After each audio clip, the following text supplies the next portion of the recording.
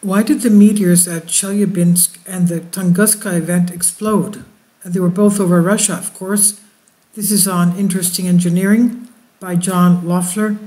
Why do meteors explode in the sky the way the Chelyabinsk meteor and the Tunguska event objects did?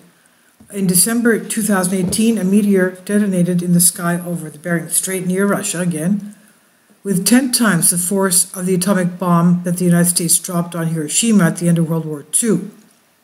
For Russia, this is notable, but it does not even count as the largest explosion this decade.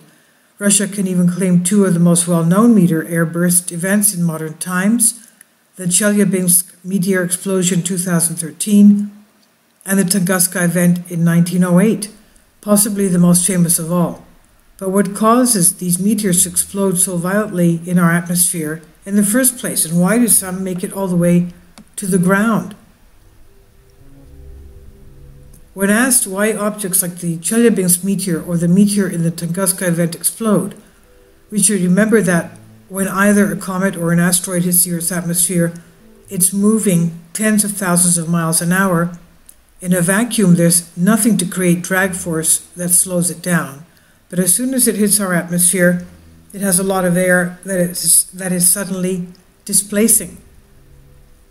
This generates air temperatures around the meteor of many thousands of degrees Fahrenheit. In the case of the Tunguska event meteor, as hot as 44,500 degrees Fahrenheit. As a comparison of air beneath the windward side of the meteor builds up heat through friction.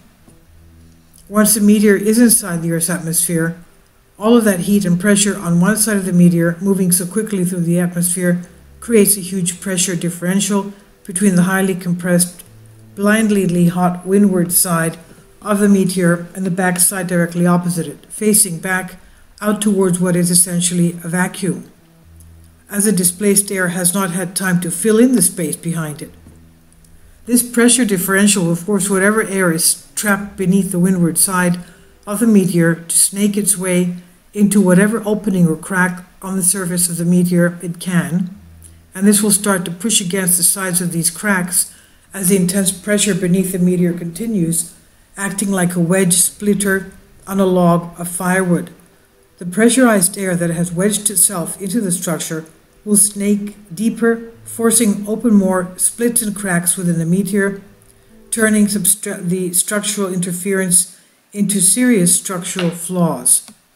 Eventually, there comes a point where the pressure differential between windward side of the meteor and the side opposite is simply too great for the structure of the meteor trying to contain the pressurized air.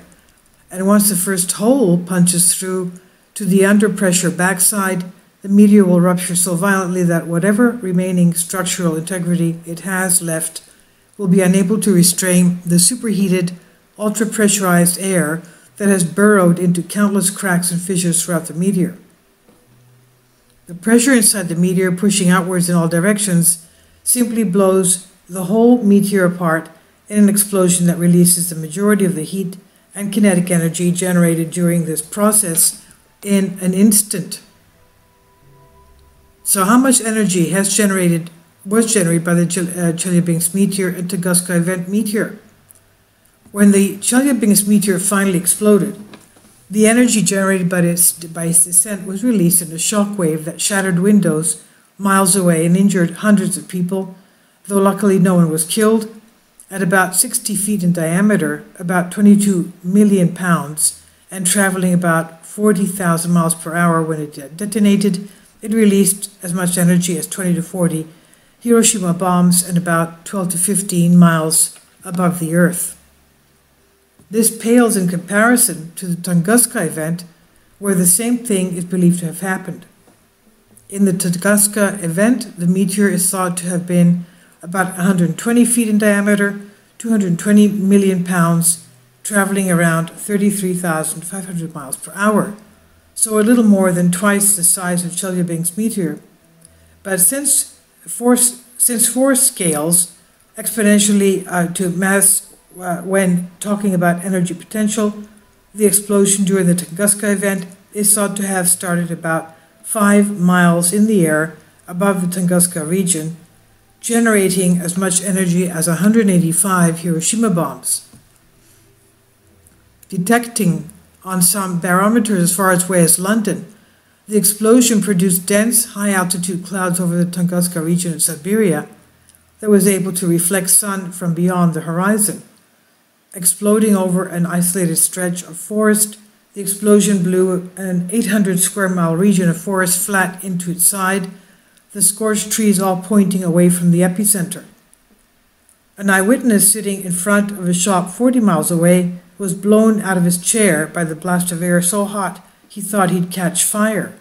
Before that, he had been looking at the explosion as it happened, an event that locals took to be the wrath of the god, Ogdi, and this man may have been the only eyewitness to the Tunguska event itself.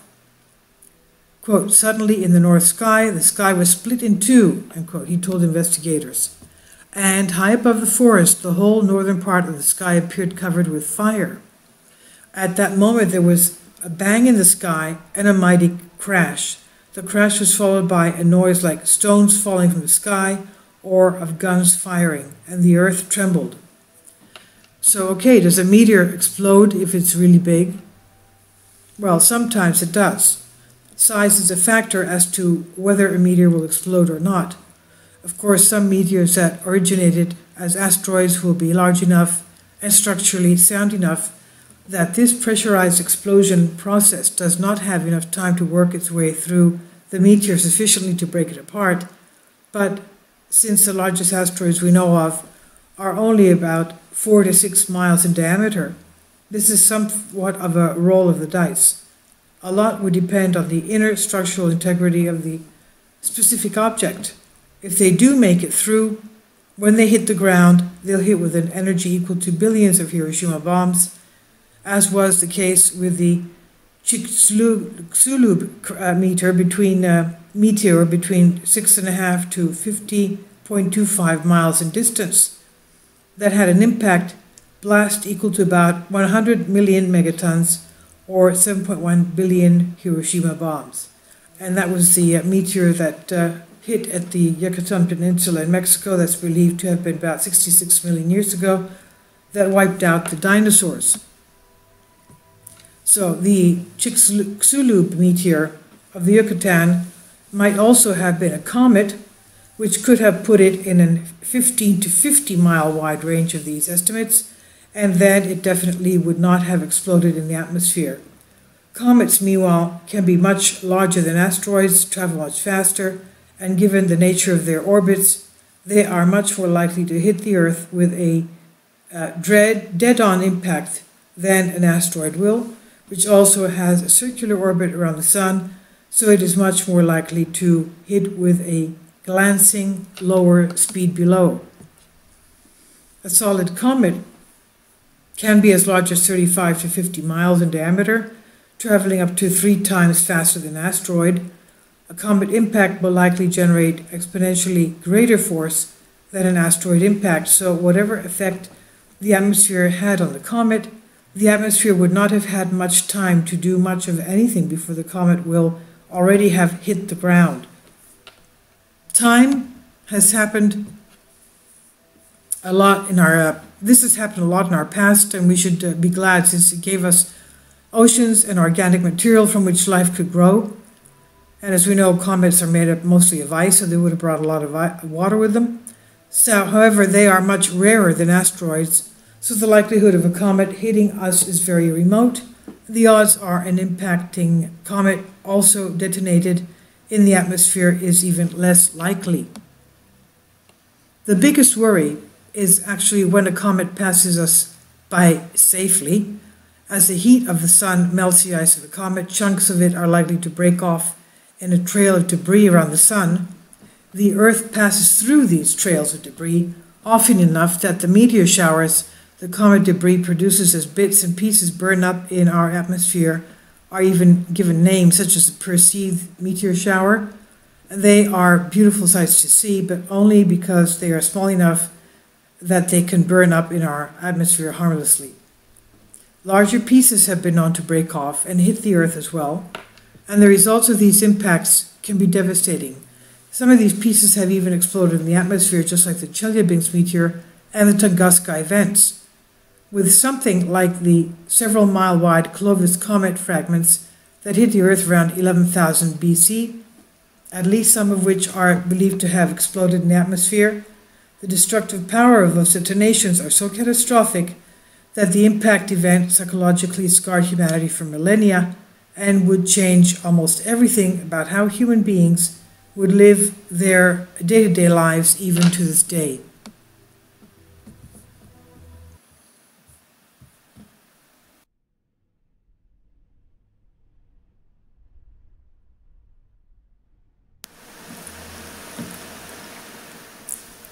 If you'd like to join me on my Patreon account, you will hear content not covered by mainstream media.